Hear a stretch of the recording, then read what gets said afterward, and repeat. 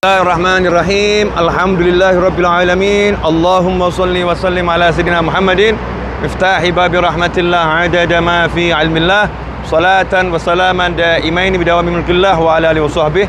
Assalamualaikum warahmatullahi wabarakatuh. Sahabatku, begitu biasanya Nabi Muhammad SAW menyapa kawan-kawannya, sahibi ashabi, sahabatku. Maka saya suka menyapa antum dengan sapaan itu, sahabatku. Nah, dimanapun antum berada, saat ini saya berada di depan pemakaman Mu'alla, Jannatul Mu'alla, sampai disebut Jannah. Makam ini disebut Jannah, surga. Kenapa? Karena dimakamkan aulia ussolihin, yang dimakamkan sahabat Nabi Muhammad SAW, yang dimakamkan para ulama yang keilmuannya, kesolehannya diakui oleh jagat langit, ya, dan juga diakui oleh bumi. Bumi langit mengakui kesolehannya siapapun yang dimakamkan dari ulama di makam tersebut. Ikhwani rahimakumullah, dan pusat perhatian seluruh area makam ini kepada satu orang yang dicintai oleh Allah Ta'ala, satu orang yang dicintai oleh baginda Muhammad Sallallahu Alaihi Wasallam, satu orang yang kalau kita cinta kepada beliau tanda keimanan, kalau nggak cinta pada beliau tanda kemunafikan, yaitu Sayyidah Khadijatul Kubra radhiyallahu ta'ala anha, ibu kita semua, wa azwajuhu ummahat, dan istri-istri Nabi Muhammad SAW adalah ibunya orang-orang yang beriman. Ini ibu yang paling utama, ya, istri Rasul yang paling utama, Sayyidah Khadijah radhiyallahu ta'ala anha. Wanita, perempuan, istri, ya, dimanapun kamu berada, kalau mau masuk jannah tuh tiru Sayyidah Khadijatul Kubra radhiyallahu ta'ala anha. Begitu menikah dengan Nabi Muhammad SAW, nggak melihat dirinya, nggak melihat pangkatnya, nggak melihat hartanya, nggak melihat statusnya sebagai tokoh masyarakat, nggak melihat semua itu. Yang dilihat adalah suamiku Nabi Muhammad SAW. Dirinya diserahkan ke Rasulullah, sami'na wa ta'na. Hartanya diserahkan ke Rasulullah SAW, pangkatnya diserahkan ke Nabi Muhammad SAW.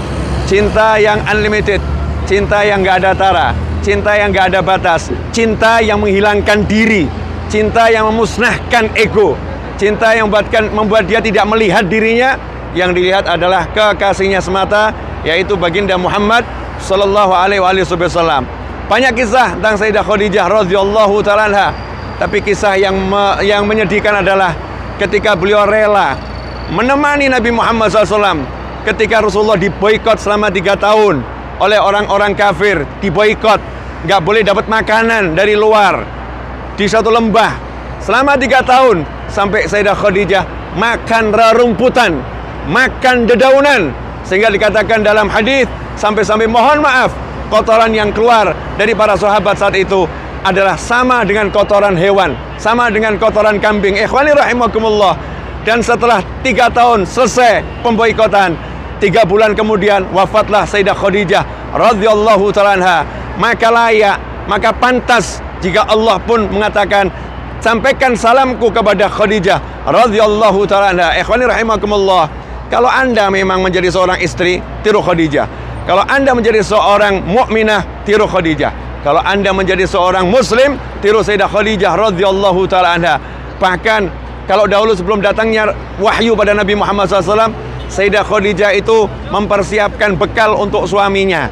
Suaminya mau berangkat ke Gua Hira, gua kesenangan Nabi Muhammad SAW, gua yang menjadi tempat yang menghibur Nabi Muhammad SAW. Di sana yatakhalla, Rasulullah berkholwat, menyendiri, menyepi di keheningan untuk merenungkan segala-galanya. Berbulan-bulan, 1 bulan, 2 bulan, Sayyidah Khadijah menyiapkan bekal untuk suaminya. Kemudian suaminya berangkat, beliau rela ditinggal di rumah. Beliau nggak protes, beliau nggak ngomong A, nggak ngomong B, nggak ngomong C. Tapi yang penting suaminya bahagia. Apa yang dilakukan ketika rindu? Apa yang dilakukan ketika kangen? Kangennya ditahan, rindunya ditahan. Tapi begitu ingat bagaimana kondisi suamiku, bekalnya udah mau habis, suamiku belum turun. Maka Sayyidah Khadijah naik ke Gua Hira, mendaki Gua Hira hanya untuk melihat suaminya.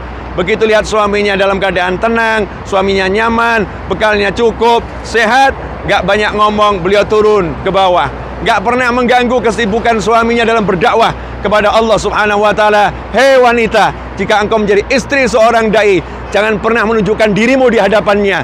Jadikan dirimu lebur bersama Tuhanmu. Serahkan suamimu untuk Allah dan bebaskan tanggung jawabnya dari dirimu. Engkau akan mendapatkan Tuhanmu.